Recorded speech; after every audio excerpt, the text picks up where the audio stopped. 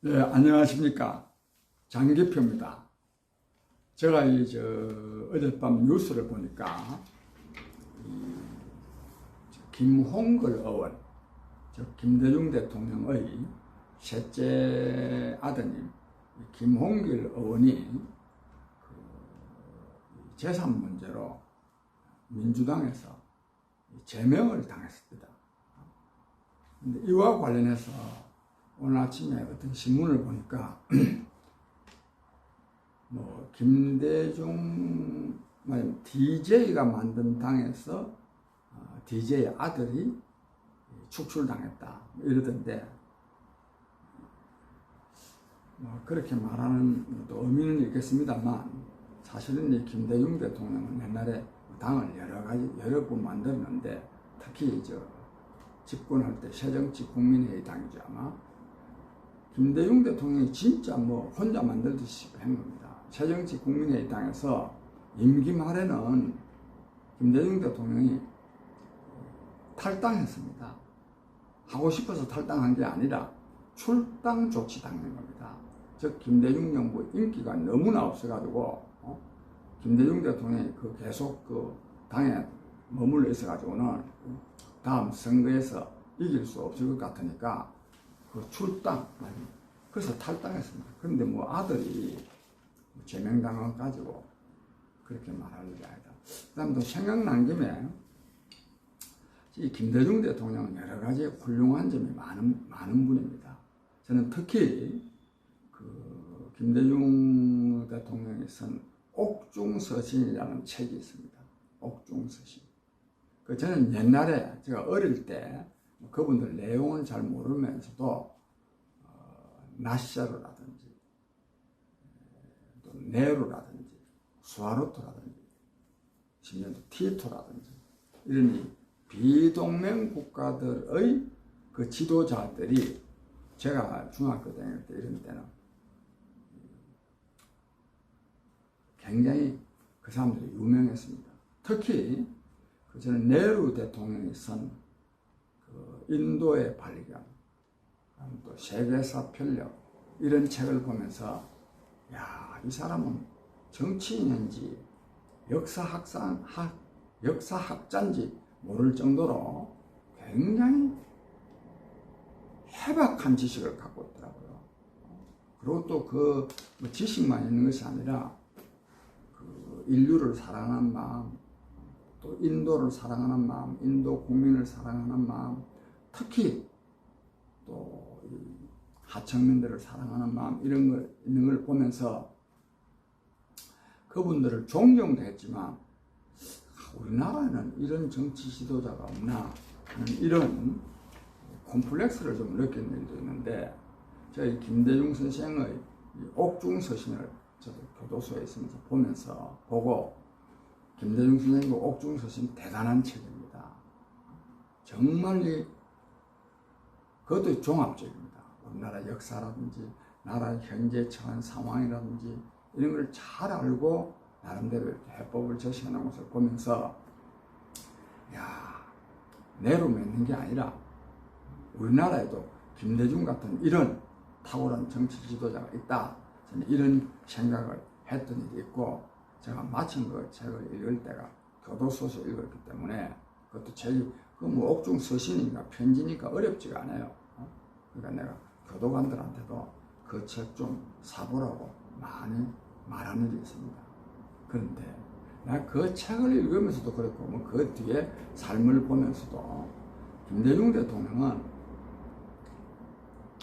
여러 가지 탁월한 면이 많이 있는데도 불구하고 개인적인 욕심이 너무 많습니다. 난 참 이 어른이 굉장히 똑똑한데 이 개인적인 욕심을 갖는 거는요 바보입니다. 바보. 대통령까지, 그때는 이제 대통령이 안 됐을 텐데 대통령 후보까지 지낸 양반이 무슨, 지금 대통령 지내도 마찬가지지만 개인적인 욕심을 그래 갖습니까? 이건 정말 못 버리나 봐요. 이분요 욕심은 끝이 없습니다. 노벨상 받은 것도 합리화하기는 우리 대한민국에서는 한 번도 노벨상을 못 받았으니 노벨상을 받도록 하자. 또 특히 평화상이 또 좋은 겁니다. 저도 뭐 노벨상 받은 데 대해서 좋게 생각합니다. 이것도 다 자기 욕심입니다. 사실 이 노벨상 받으려고요, 대한민국 경제를요, 해외 자본에 팔아넘겼습니다. 그리고 남북 관계도 아주 안 좋게 만들었습니다. 그때부터 이 지금 남남 갈등 현상이 일어난 겁니다. 저는 이 김대중 대통령이 노벨상을 받기 위해서 제가 그래서 그때 이런 글도 썼습니다. 노벨상 욕심 때문에 나라가 망하겠다. 망했습니다. 나는 옛날에 김대중 대통령을 굉장히 좋아하고 존경하고 또 지지한 사람입니다. 근데 그 글 쓰고 그 이후부터 하여튼 DJ 지휘실들하고는 완전히 그냥 원수가 되다시피 해서 제가 또 많은 어려움도 겪었다고 볼 수 있습니다. 하여튼 근데 이분이 참 저는 김대중 선생이 저한테 돕기도 하고 또 제가 또 뭐 사회도 하고 뭐 곡절이 많이 있는데 이분이 얼마나 욕심이 많은가 하면 이 욕심 때문에 지금 이 김홍길이 문제가 생긴 거예요. 노벨상 상금이요 한 10만 달러쯤 됩니다. 10만 달러면 우리나라 돈으로 한 10억 원 정도 되죠 아마. 근데 이게 또 받았을 때 이걸 한동안 오랫동안 갖고 있었다고요. 근데 이게 뭐 전에 그 노태우 대통령한테 뭐 20억 받았다 했나? 뭐 그런 게 문제가 됐을 때 재산 문제가 되니까 이거를 사회에 이렇게 좋은 데 쓰겠다 그러더라고요. 근데 내가 사실 쓰고도 남지. 노벨상 받았는데 김대중 그때 이미 또 대통령 된 사람 아닙니까? 대통령까지 됐지 않습니까? 무슨 돈이 더 필요하겠습니까? 대통령은 또 퇴임해도 또 현직 대통령의 90% 지금으로 치면 약 한 1년에 연봉이 한 1억 8천만 원 정도 나오는데 저는요 나한테 그 1억 8천이 아니라 한 달에 18억이 나와도 이분은 그 욕심을 거두지 못하리라고 하는 것을 저는 나름대로 짐작하고 있습니다.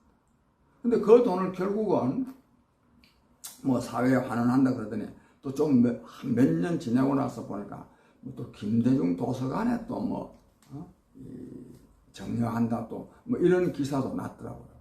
근데 얼마 전에 보니까 이 돈이요 이 김홍결인지 김홍업인지 그것도 아들한테 또 가가지고 이게 지금 형제간에 지금 재산 싸움을 지금 하도록 만드는 여러 뭐 재산이 여러 가지가 있지만은 그 중에 한 원인이 되고 있습니다. 결국에 노벨상 받아가지고 제대로 어디 정말 어디 자선단체인데 기여해 버리면 되지. 다른 뭐 여러 가지 기여할 때가 좀 많습니까? 안 하고 결국은 갖고 있어가지고 형제간에 재산 싸움이나 하게 해가지고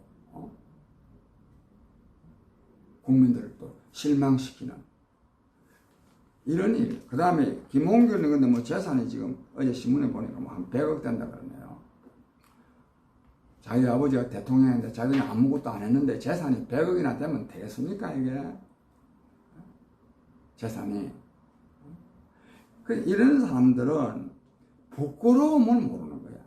정말 오늘 이 사건과 관련해서 제 말씀을 드려서 송구합니다만 저는 정말 이거요 정말 요거도 물짓인데 저는 지금 나이가 76인데 지금까지 한 번도 월급 봉투를 제대로 받아본 일이 없습니다. 물론 남의 돈을 얻어선 일은 많이 있지만 어디 가서 직장에서 일을 해야 한 번도 직장에서 일해본 일이 없습니다. 저는 가정교사 학원에 가서 그것도 뭐 잠깐 뭐 한두 달씩 이렇게 일해서 그렇게 돈 받아본 일이 있지 그 외에는 한 번도 제대로 된 직업을 가져본 일이 없습니다.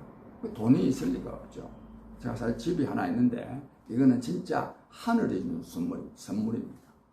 정말 우연한 기회에 재개발이 돼가지고 정말 주는데 그건 뭐냐 생략하고 근데 저는 그래서 저라고 해서 돈이 많이 필요하죠. 그런데 내가 이 돈이 많으면 안 된다는 생각을 딱 하고 있어요. 돈이 많을 일도 없지만 아마 그래서 그런지도 모르지만 즉 돈이 많이 생길 일이 없으니까 가지서는 안 된다는 생각을 할지도 모르겠습니다만, 왜 그러냐?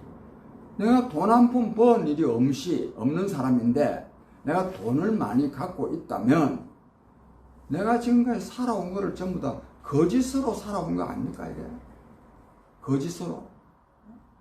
그 거짓으로 살아왔음. 그러니까 남이 그걸 아는 것도 문제지만 자기가 자기를 알아야 되는 거예요.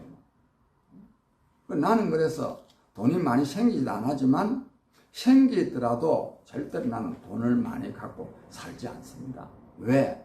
그것은 내가 살아온 삶이 헛된 삶이라는 것을 의미하기 때문에. 물론 제 이러한 생각을 김홍걸 씨나 이런 사람들 또는 다른 사람들이 똑같이 인식하기를 바라는 것은 무리한 일이지만, 그러나 어느 정도까지는 그 상식 아닙니까? 그게 돈 한 푼 버는 일 없는 시 집에 아파트가 세 채인가 몇 채나 되고 돈이 100억이나 했다 하면 그 남 손가락질 받을 거 몰라요? 자기 아버지가 대통령인데.